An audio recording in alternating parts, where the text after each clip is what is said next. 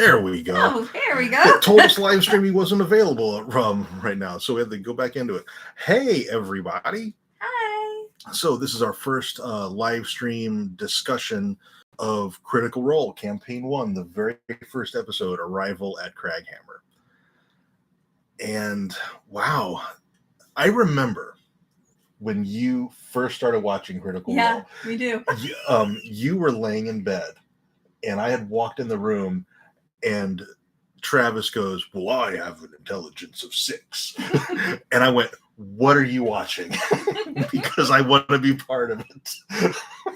Just that part right there. That's what got me interested in watching Critical Role. Oh, and I don't even think that was when I first started. When I first started watching, you walked in, you were like, "What's this?" Okay, and then you just like walked out of the room because I was watching like the first episode. Well, that's part of the first episode. That's like in the very beginning. Oh, is it? Yeah. I thought that was for long. I don't remember. I just rewatched it. I don't remember that. But yeah, the very beginning of it, the sound is really bad. Yeah, and that's probably what I was like, "What are you watching?" Because the sound is real bad when it first starts. Yeah, it is. And they did pretty much kind of get it fixed. Yeah, it's only real bad for like 45 seconds or so, and then they get it fixed, and it's not too bad after that.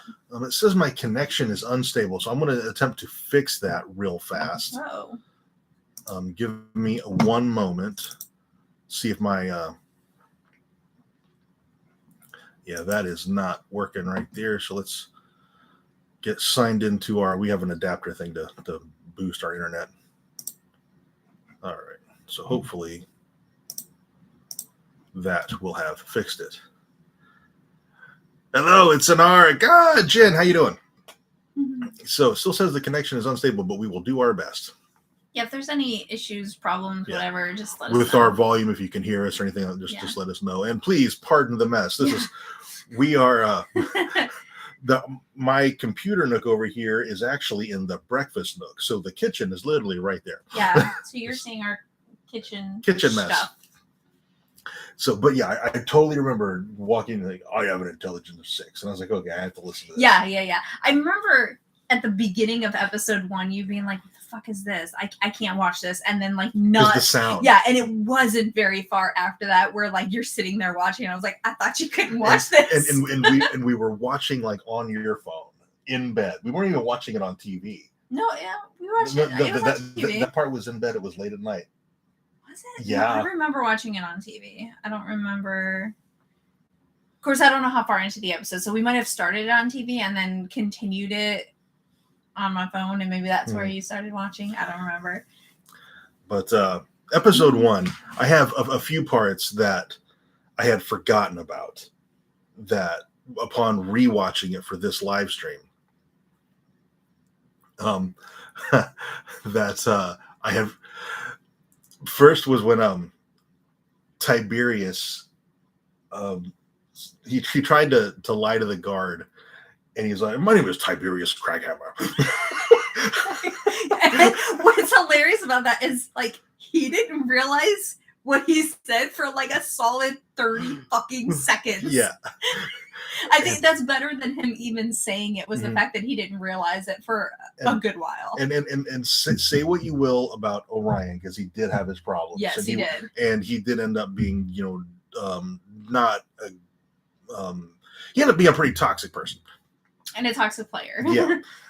But early on in the campaign, Tiberius is kind of a fun character. Yeah, he started off pretty funny. I actually liked Tiberius when I first started watching, but like he very quickly declined in the characters I liked. But my name is Tiberius Kraghammer, and it was like, and Sam's like Johnny New York, and Liam's like that. It broke the entire table. It did. Everybody just like lost their shit. But you pointed out something at that part that I missed, because I've watched this episode probably 3 times, maybe 4. Yeah, so on a rewatch, I have not seen this episode that many times. I watched this episode, and then I basically switched to the podcast for all of Vox Machina. I just couldn't do the show. And on this rewatch of the first episode when Tiberius, the Orion, thank you. When Orion rolls his persuasion check at that part with the guards, when he says he's Tiberius Kraghammer, watch Sam, because Sam tells Matt with his face that he fudged that roll. And I never noticed that. Like, it sure looks like it. Yeah, it looks like it. I don't know if he did, but it sure as hell looks like it. Yeah. And that's probably as much as we're going to talk about Tiberius. Yeah. For this video, there are moments where Tiberius is a very relevant character in early on in campaign 1, but we're not going to. He's yeah. Exactly, Jen. Yes. So we're not going to talk about him a whole bunch, but there are parts where he's really funny or he has important moments. And we will talk about that. We can't not show him. But we're talking about him, right? Yeah, but after this one, hey, we noticed this. We're not going to talk about him as a problem. Yeah. Just going to skip that. My other, I'm going to save that for the end, because it was there are other moments though, like the bear fight. The bear fight that was not a fight. No. I know. Like, what the big thing that I got from rewatching this episode is that this was very much somebody's home game being broadcast on the internet. Yeah. And I love Critical Role. Campaign 3 is my favorite campaign so far. I love it so much. But it's a performance now. It's no longer a home game being broadcast on the internet. It is a performance in D&D. And it works really well, but I do miss the home game-ness of it. Really did, because like they were all there. There were episodes where they were eating pizza. They had crackers. It was their home game broadcast, like you said. And now it's like they don't eat very much. Like they do a little bit, but like not a whole lot. Even beverages are to a minimum compared to how it was. Like they were full on eating like a freaking meal during episode 1. But the bear fight, it starts with Trinket is getting ready, or actually Balgus is getting ready to fight Trinket. Trinket, I don't think wanted to fight. No, they were just like, a bear, I want to fight it. Yeah. And Vex gets downstairs, and Keyleth gets downstairs, and she polymorphs Trinket, and then turns into clouds, polymorphs Trinket, and then turns into a bear. Yeah. And then starts doing tricks. And it eventually becomes like a performance for Keyleth. Well, I also think Vax convinced him not to fight. Well, yeah, Vax tried to clock Balgus on the back of the head. Yeah. But he convinced him not to fight by offering him a lot of alcohol. Yeah. And so I think that's how it went. And then Vex grabs a cup and starts taking tips. So they did turn it into a money-making venture. Yes. What about you? Like early on in this episode, what about you? What things did you see that stuck out that you're like, oh yeah? Upon a rewatch. Oh gods, I think I took notes. Oh hey, we're live. Oh yes, we are. Oh, you're getting a notification. Getting a notification. Awesome. Okay, let me go to my notes. Okay, so one of the biggest things I noticed in the first episode was that they say "making my way" a whole bunch in the episode, and not once do they say "making my way." Oh. And it's so weird to hear them say that and not sing it. Mm-hmm. It's so bizarre. The insanity of the shits. They weren't originally Vox Machina. Oh, I did not know that. Yeah, they were. I forget what the shits stand for, but in the home game, they were the shits. And each, SHITS stood for something. But they changed it to Vox Machina for the stream. Yeah. Huh. And Vox Machina means voice machine. And yeah. So that's a really cool little nugget to know. But I wish I could. I wish I could remember what the shit stands for. I could look it up, but I'm not gonna. Yeah. I also noticed, like it's so wild to see how far they've come in their D&D abilities and their role-playing abilities. Like, I know they're all voice actors and stuff, but like, it's different to be given a script and read the words as opposed to improving fucking everything. But like in the first episode, there was a lot of, can I insight check him? Can I do this? What, can I roll this? Blah, blah, blah. As opposed to, do I believe him? And like role play. It was more ability based as opposed to role play based, and they've very much grown since then, and it's amazing. I think that's also probably a lot going from Pathfinder to 5th edition. Maybe there's probably a lot of that. Maybe I've never played Pathfinder, so I have no clue. I have not played Pathfinder either. A super high intensity team, Jen says. So that was the shits. Nice. I kind of like it. I don't know why they changed it. Y'all need to come up with the name of your group for our campaign. For Tiamat. Yeah. Yeah, I know. But whatever. I remember we came up with one the other day that was basically idiots, but in 2 different languages, and I kind of like it as it tracks. One of the moments when Tiberius encountered the rune, and he couldn't get past this rune, and so he starts just casting magic at it, and he's like, some ice spell like glacier or something. Yeah. And I was like, glacier blast. I'm like glacial blast. I love how Keyleth or I don't know if it was Keyleth or Marisha out of character calls him out. I'm like, why would you think that would work? It just spilled your other one. I don't know, but the thing was hilarious. But the thing is, that seems like a very Tiberius thing to do. It does. It really does. Let me think. What else stood out to me about this one? After the break, when who was it who actually got in? Was that in this episode when one of them broke in? Into the house. Yeah. I forget the person. Scanlan got in. Yeah, like as they're leaving, he turns invisible and goes in, and like nothing happened except he farts a lot. But that was like a preamble to Scanbo. It was foreshadowing, right. Scanbo.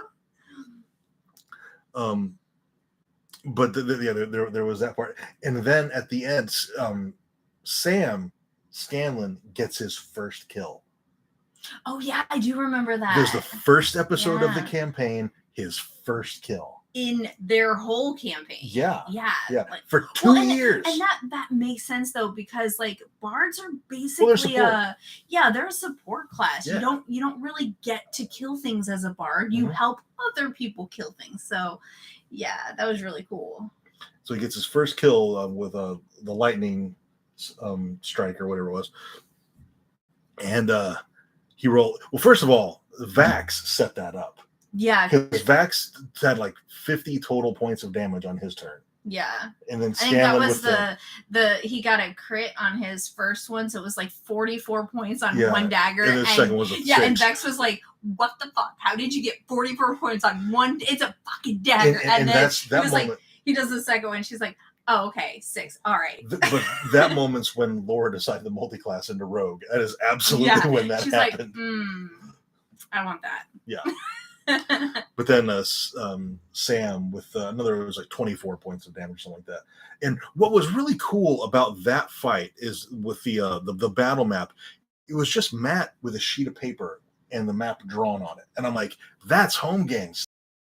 They didn't have any of the Dwarven Forge stuff. It was just a hand-drawn map. That is me when I DM. My maps are not very elaborate. He's the one who does the elaborate fucking maps. Well, I like to craft my own terrain. Yeah. So I actually build terrain. I have the mats that I set up, for the ground basically, and then I like to build like scatter terrain to put on it. But what was cool about that fight was it started with goblins. Mm-hmm. And goblins are low-level mobs. And they just, goblins just pouring out of this mine. And they just mow them all down. Yeah, like no fucking problem. And then the Naga comes out. And it's not a super hard, fight. They basically take care of it. Not even a whole round, I don't think. A round or two. Yeah, it didn't take them long. No, not at all. And that's where the episode ends, with Sam's first ever kill in 2 years of the campaign. You never got one. You got one in the first episode that they're streaming.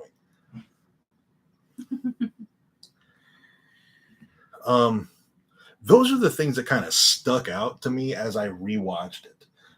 Jen, what I'm interested to see what you thought of episode 1. Did you have any thoughts, anything that sticks out to you in hindsight after having watched it or rewatched it? If Jen is still here. I think so, maybe.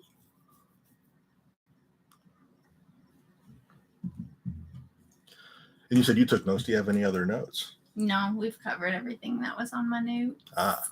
Yeah. Jen is still here.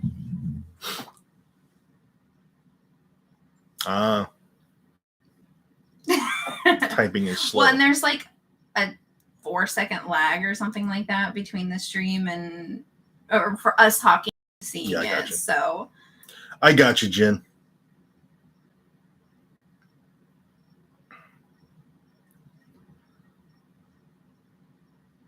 I do want to mention the opening credits.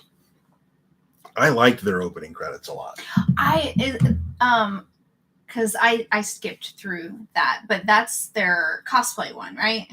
Or no, was this before the cosplay? It was a blurry picture, and then they just described their characters. It was just that. It was before the cosplay one. Yeah, I love their cosplay opening. Mm-hmm. Like, out of all of their openings, that's my favorite. I love that they cosplayed their characters. That's probably my favorite opening, but I did like this one a lot.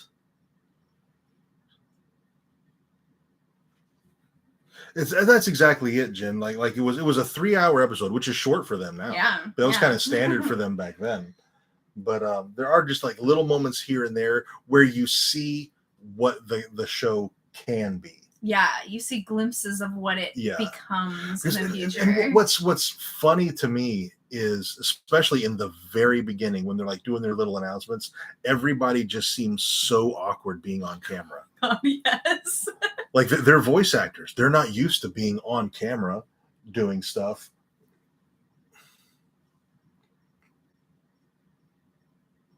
Yeah, that's Jen hit the nail right there. The reason they had the blurry pictures is because they were copyrighted images, so they blurred them out. Oh, okay. Yeah. Well, good for them for blurring them, because a lot of, well, not a lot, but there are some streams that use stolen art and just don't give a fuck. Yeah, and that's just wrong. But they did it with Geek and Sundry, and Geek and Sundry was a legitimate company. Yeah, so they knew. It still is, but. So I imagine they were like, oh, we need to do this. Like they knew what to do. Mm-hmm. Yeah. Whereas some schmucks going, hey, let's put our stream on or put our game online, might not have the foresight to think about that. Yeah. Yeah, I agree with you on Tiberius for sure. Yeah, like I remember I knew going in that he was going to be a problem, and I didn't know what that problem was. I deliberately didn't allow myself to figure all that out. Like I didn't deep dive, and it had been so long ago that it wasn't really relevant anymore. People weren't talking about it anymore. So like the first couple episodes, I didn't get it. I was like, why do people hate this guy? And then like slowly I was like, oh, okay. Yeah, this makes sense. I'm trying to think. This is what happens when we live stream, though. We don't think about what we're going to do before. That's kind of our videos, too. I mean, I take notes. It's hard to take notes on stuff.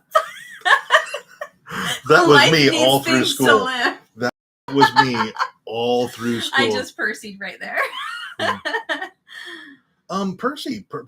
We did get a glimpse of Percy things in this episode. Yeah. Because Taliesin was not super active in episode 1. No. He did pull out bad news and get off a shot. But basically, Percy was kind of a background character. You skip the first 24.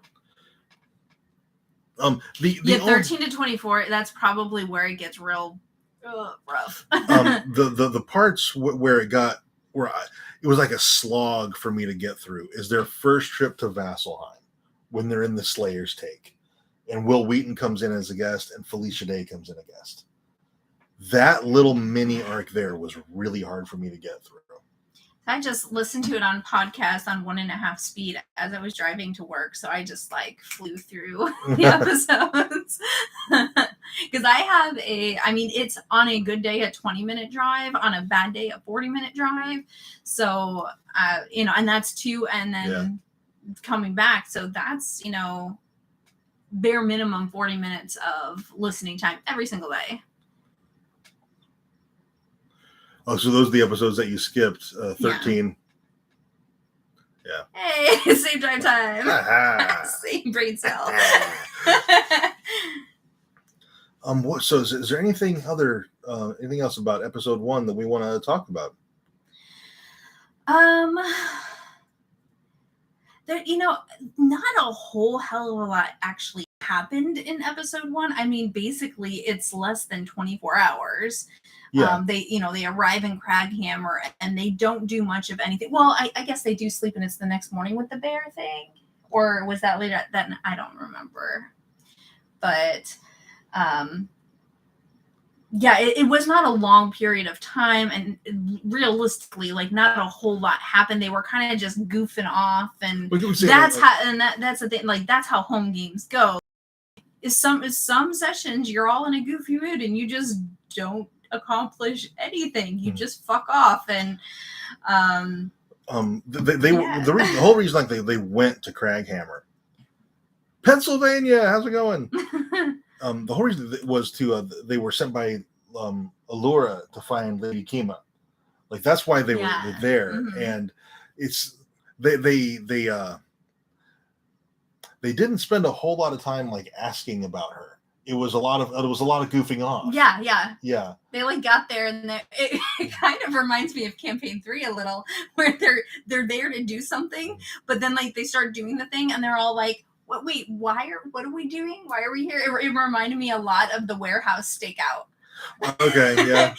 Orm's in there for 5 minutes, and everybody's like, "Should we go in, Orm?" And he's like, "It's been 5 minutes. What are you doing?"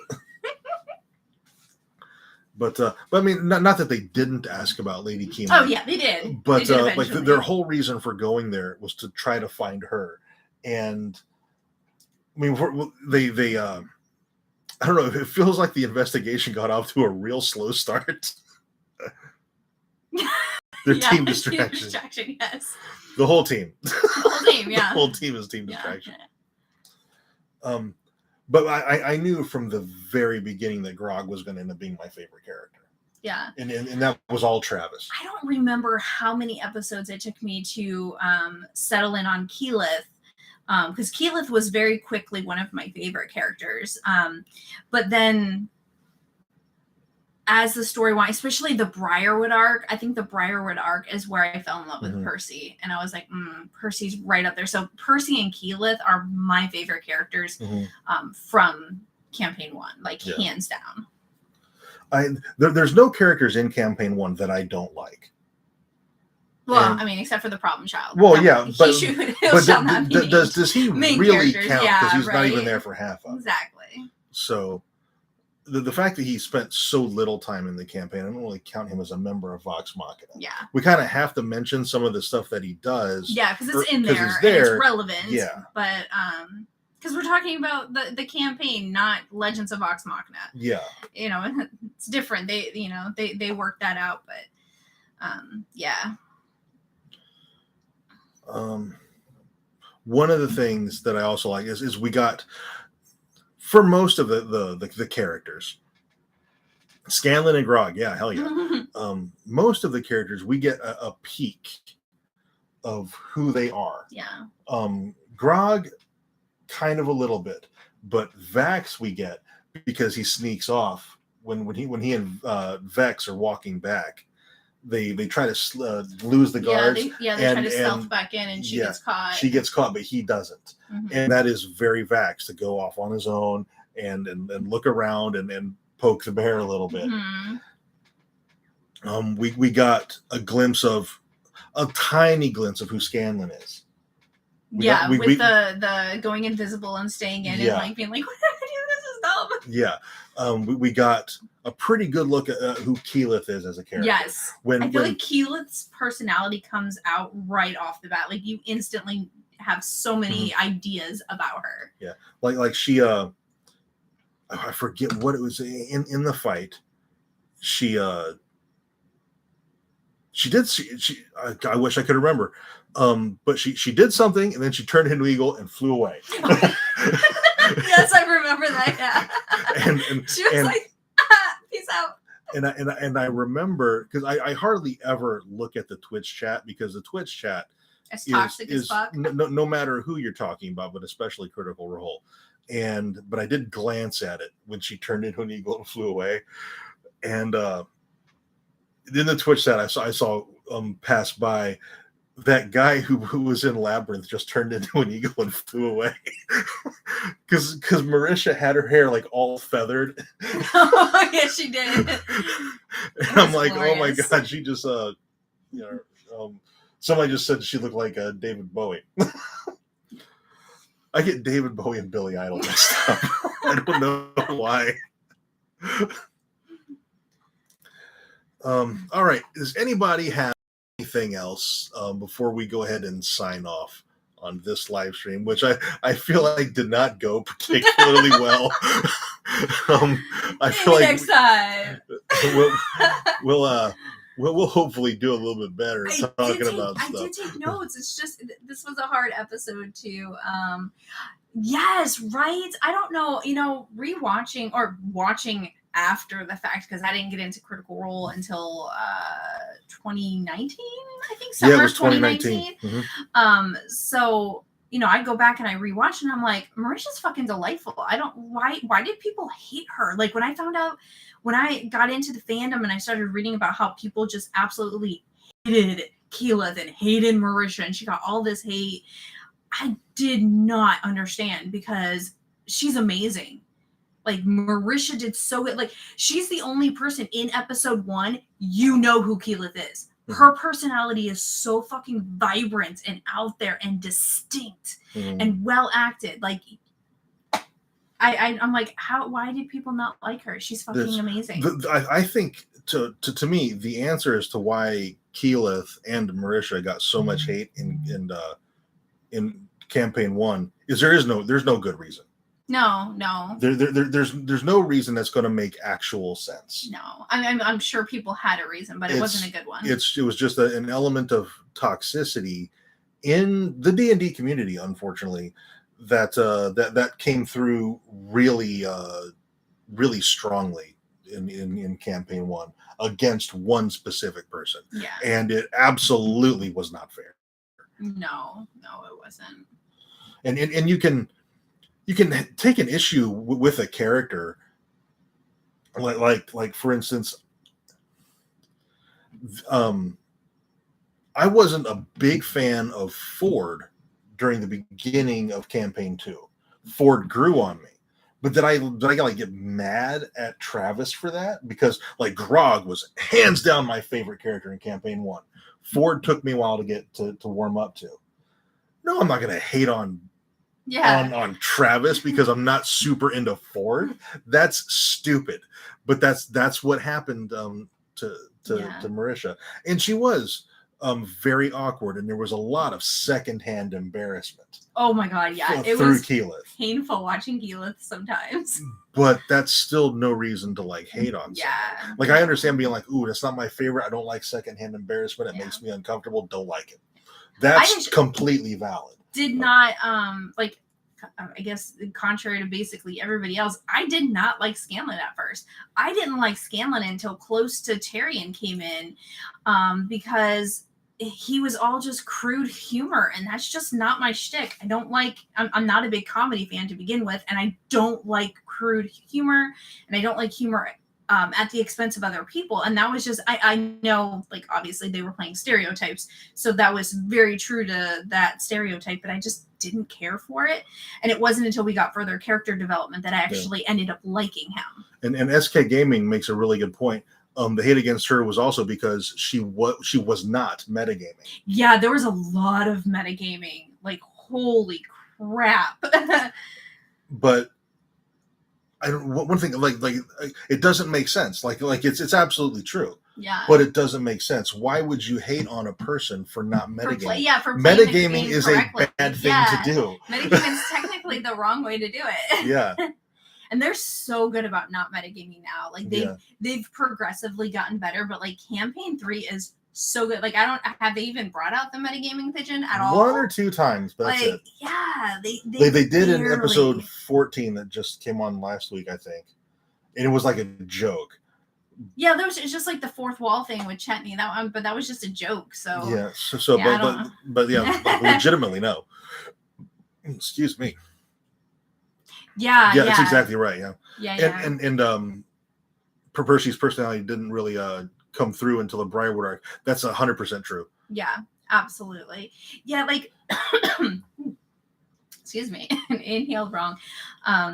But yeah, Percy didn't have like a strong personality, but he had moments. Mm-hmm. Like he would have great moments. But yeah, it was the Briarwood arc when he really started to shine. But even after the Briarwood arc, like Percy, Taliesin kept Percy kind of as a background character, and just let him have certain moments to shine. But those moments were so good, particularly with Vex. Yes. Oh my God. When well, I don't know if we're not going to talk about it. We'll get to that. Yeah. He's really doing one of these a month when they're on break, so it's going to be a while. In like 5 years, we'll get back to you. Yeah. But but yeah, his moments with Vex definitely are high points for the campaign. Yeah. And really, as rough as episode 1 started, once they got the sound thing basically fixed, it was like off and running. Yeah. And you get these little hints and little glimmers of what Critical Role's gonna be. It's really interesting watching it after you've seen their current stuff, because like you just see like the hints of, okay, I see how they're going to maneuver here and become this, and it's just really interesting. And like it was way less produced, which was I think was a great touch. Yes. And obviously as it goes on and is going on, it's going to get a little more produced. It's still not produced to the level of like a Dimension 20. And I hope this is as far as they take it. Yeah, as far as production. This level of produced is like perfect. They have these really, really great practical effects, and I like that they're keeping the CGI type effects to the ads, and that's like they don't do any like voice modification that they can't do themselves. I hope they just keep it practical. And the amount of production is one of the reasons why I have trouble getting into Dimension 20, is because it is so produced that it doesn't feel like a home game anymore. Well, it doesn't feel like a game anymore. It feels like it feels like a script. It's not. It feels like it because it's produced. It feels like a show, whereas Critical Role still feels like a game to me. Yeah. Even though it's produced and it kind of is a show, it still feels like a game. And Dimension 20 just doesn't. I didn't start this thing to dumb me on Dimension. Dimension 20 is great. I watch their clips on TikTok. They have individual clips that I absolutely love. It's just watching it all the way through. I just can't get into it. I've watched one of their arcs and I really enjoyed it. I thought it was really, really good. Adventure Zone is fantastic. My God. I love Adventure Zone. Adventure Zone's great, but that's I hope you're not a rules lawyer, because they don't really follow any of them and they make shit up, and it's fabulous. Adventure Zone, where the rules are made up and nothing matters. Yes. They are the whose line is it anyway of D&D games. But I think that's probably all we're going to have. And I do want to mention, Jen mentioned it. Percy, he was Taliesin really just wanted to allow everyone else to kind of to shine and take the spotlight early on in the campaign, and that's absolutely true. I 100% agree with that. Yeah, absolutely. And yeah, the episode 14 of campaign 3, you could feel that emotion when Robbie left the table. Yeah. And I wonder, how long do you think, while we're on this subject before we leave here, how long do you think it'll be before the next guest shows up? 2 episodes at least, I think. Yeah, I think they're going to have at least a couple of episodes without a guest, but I kind of think they are going to bring another guest in very quickly. Yeah, I think it'll be 2. I think they're going to have a lot of guests this campaign. I think that's a thing. 2020 kind of fucked them because they didn't have a lot of guests, but they had frequent guests. They always had a couple of guests every single, for both campaigns, and then all of a sudden they couldn't have any. They couldn't even record by each other for a long time. Yeah. So I do think that they are absolutely going to be bringing in guests a lot. And I think how long they stay is going to be completely dependent on the guests' availability. That's why I think Robbie left so soon, is because I think that was his availability. Yeah. So they worked around it. Thing, I think, for sure. Because I think if he had the schedule available, he would have been there for the entire arc. Yeah, absolutely. I agree. They hit the Heartmoor. That's where I think too. That's a good place to getting to the Heartmoor. Yes, yeah. I'm rooting for Fira Rai. That's who I want to show up. Oh my god, I would love Fira Rai. That is who I want to be the. I love her so much. She was so barely part of EXU, and I loved her so much. She's so good. She is, and she's been in a couple other things. Like I think she was in the Doom one shot. She was in Deadwood. Yeah, and she was in Deadwood, and oh my god, that was what it's called, right? Deadwood. Deadwood. And she's so freaking good. Like the I don't know the actress's name because I'm terrible with names, but that actress is just phenomenal at role playing. I adore her. But yeah, okay. So I think we're going to go ahead and end it there. I appreciate everyone who showed up to spend a few moments with us, reminiscing about Campaign 1, Episode 1, Arrival at Kraghammer. So we'll be doing this again when Critical Role takes a break at the end of March, and we'll be doing Campaign 1, Episode 2. Yes. And all right, we'll see how it goes on how much we do it, and maybe we'll do more if it goes well. If these live streams get a good reception, maybe we should drink more. Maybe I should.